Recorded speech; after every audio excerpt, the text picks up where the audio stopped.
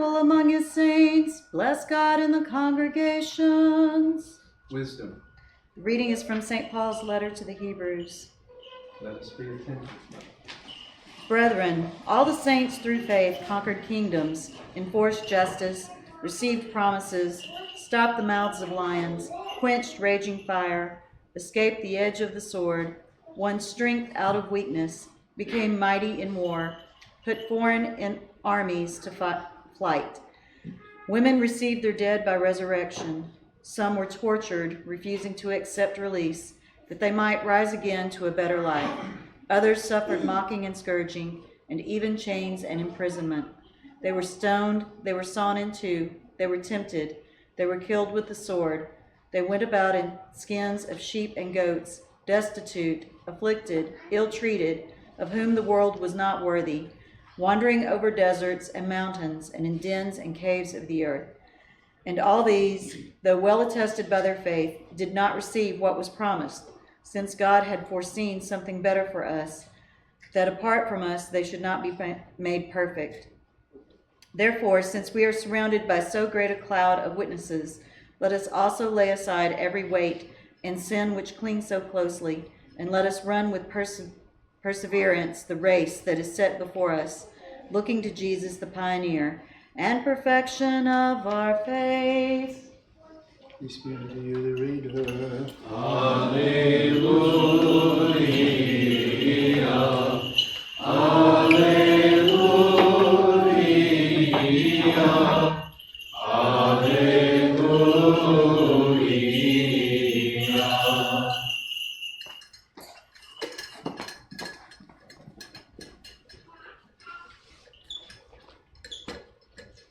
Wisdom arise, let us hear the holy gospel. Peace be with all. And with your spirit. The reading is from the Holy Gospel according to St. Matthew.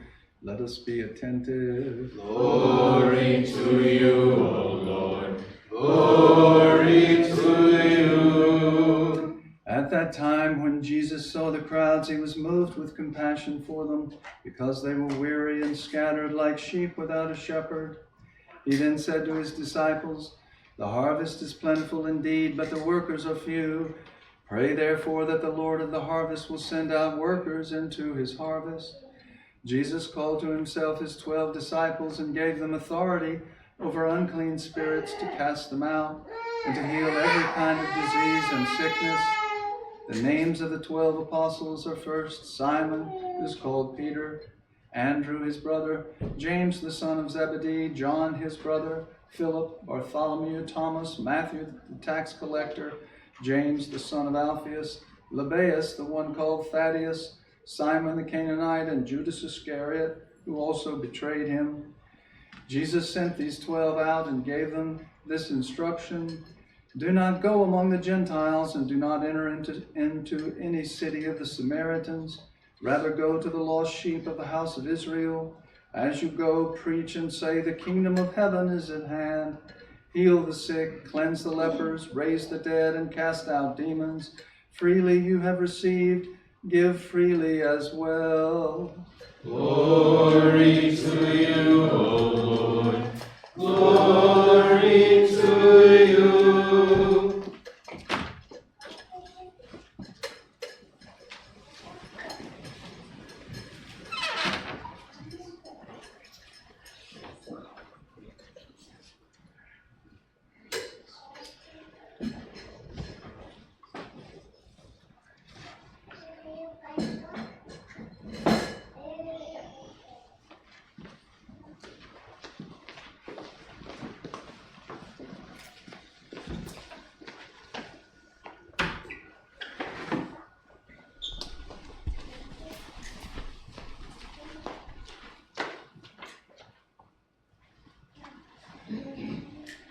Christ is in our midst. He is and always shall be. Yesterday was the Saints Peter and Paul feast day. You may have noticed that there was no fast preceding that, and that's because it moves, since Pascha moves around.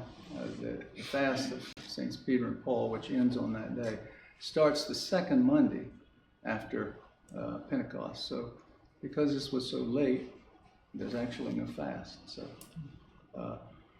then the day after Saints Peter and Paul is the Synaxis of Holy Apostles. The Synaxis always comes after the feast day. So it could be Synaxis of John the Baptist, the Holy Mother. The word Synaxis is taken over from the Greek, and it literally means meeting. If you're from a Russian tradition, you would have heard the word sobernost, which is the same thing. But Synaxis, as used by the church, has a very special connotation.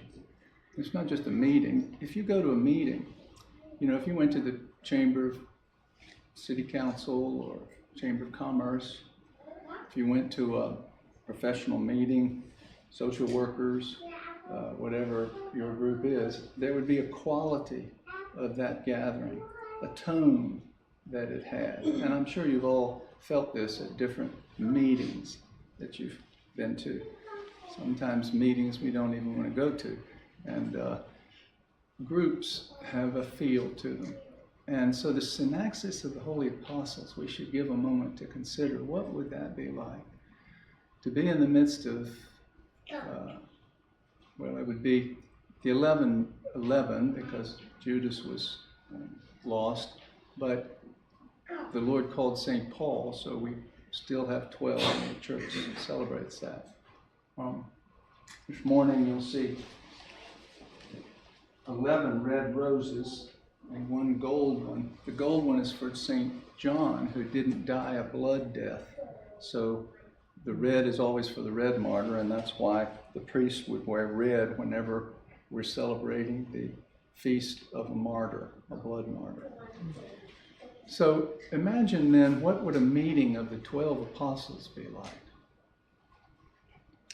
Closest thing I can think of is a visit to Mount Athos, being in the presence of a group where there's a really holy saint, and the quality of attentiveness and listening, the changing of the whole atmosphere of that meeting being one of seeking Christ in our midst.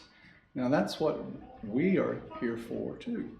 So the quality of our synaxis, of our liturgical gathering, is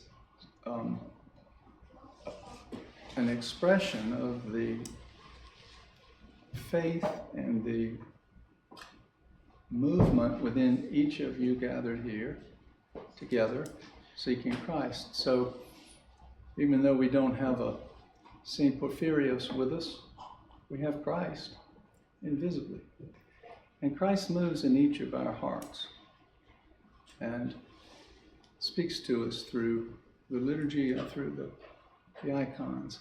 So we can begin to have a taste of what the synaxis of the apostles would be, to the degree that we enter into this, because the apostles had witnessed miracles, they had been with Christ, they'd seen the resurrection, they saw the ascension, and they were filled with the Holy Spirit. This is a qualitatively different meeting or synaxis than anything we've ever experienced. And our taste for it grows through this. This is how we learn it, and through our prayers and our encounters. Now, history doesn't record as well for all the 12 what happened to them, but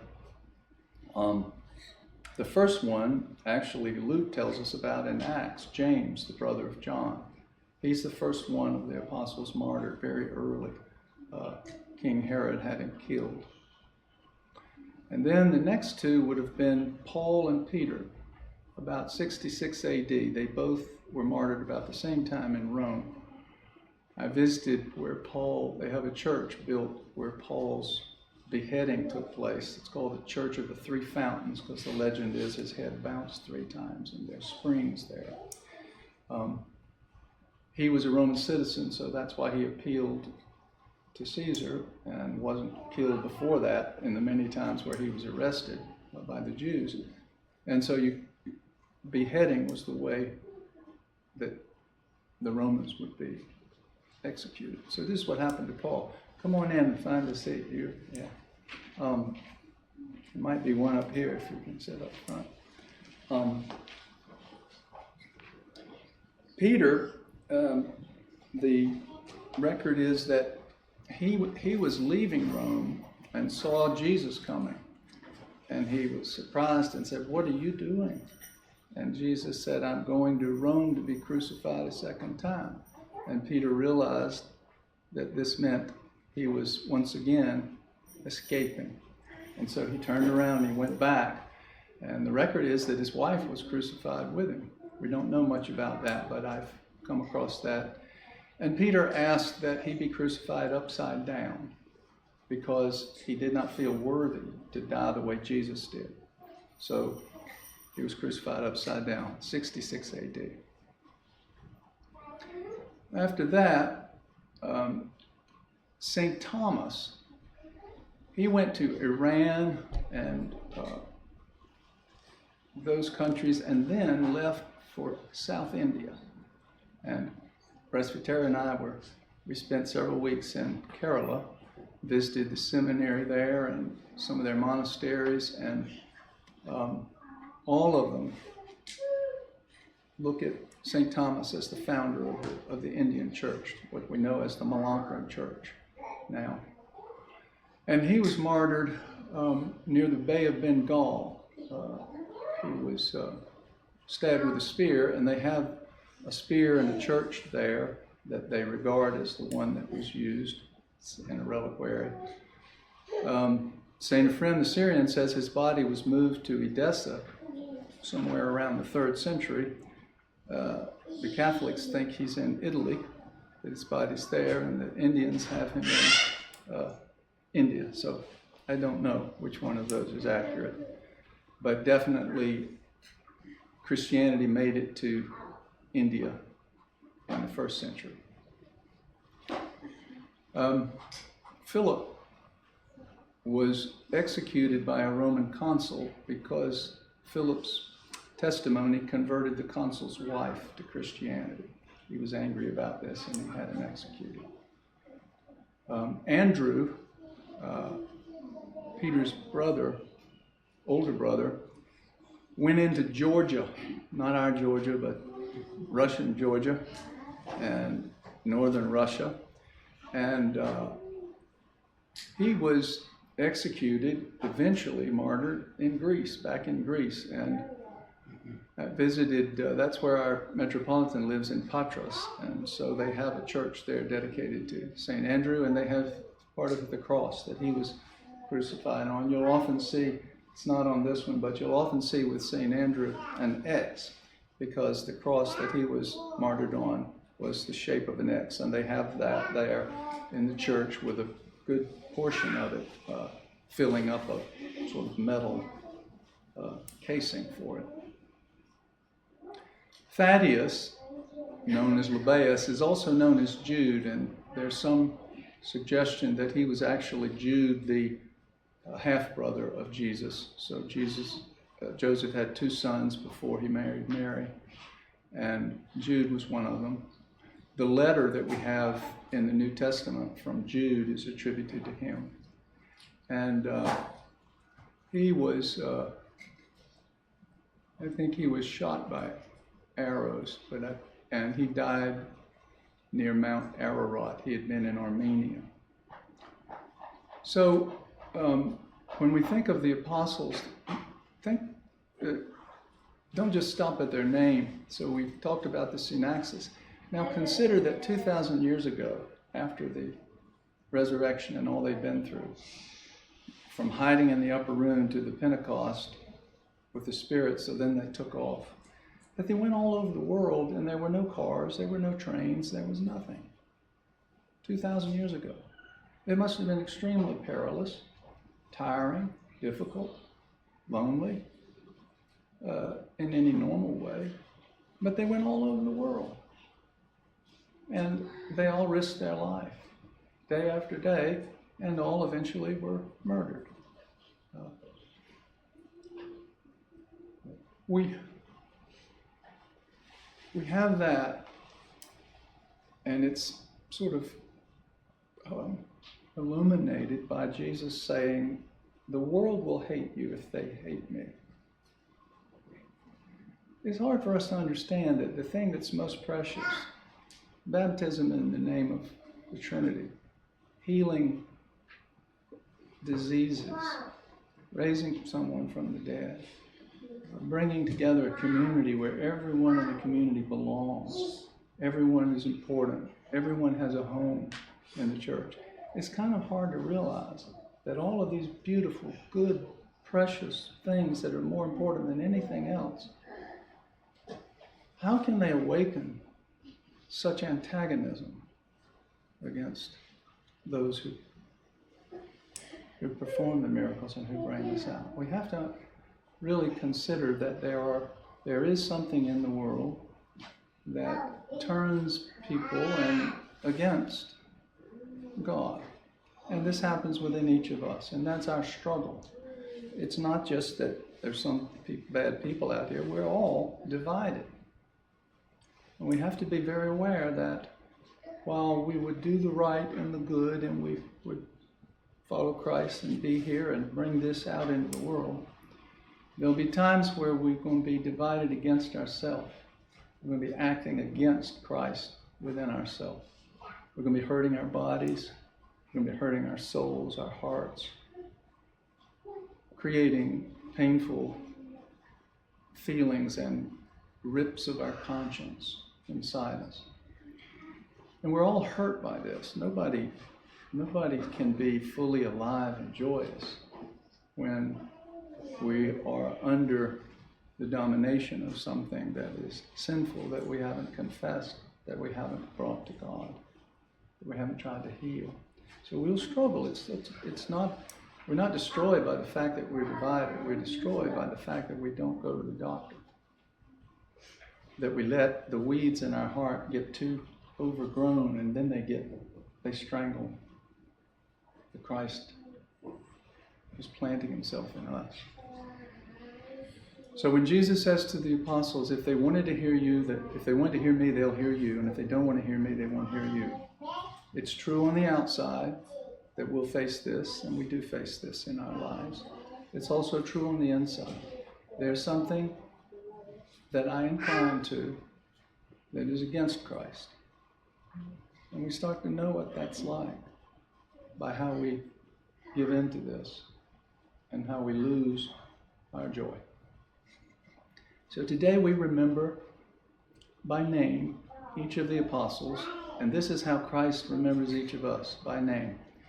Christ cannot bear for anyone who's ever existed to not exist anymore, because he loves us.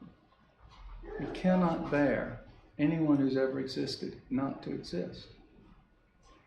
So he's going to bring us to life. Now the only question is, do we love him back? Will we pay the price of the effort not to give ourselves to that which will hurt him in ourselves and in one another? This is the question we have to ask ourselves, and we need to find out how to approach that. That's how we become a synaxis, that people can feel the search for Christ and the love of Christ in our midst. May it be blessed that we continue to grow in this direction and be grateful for the apostles who gave their lives that we might be here today.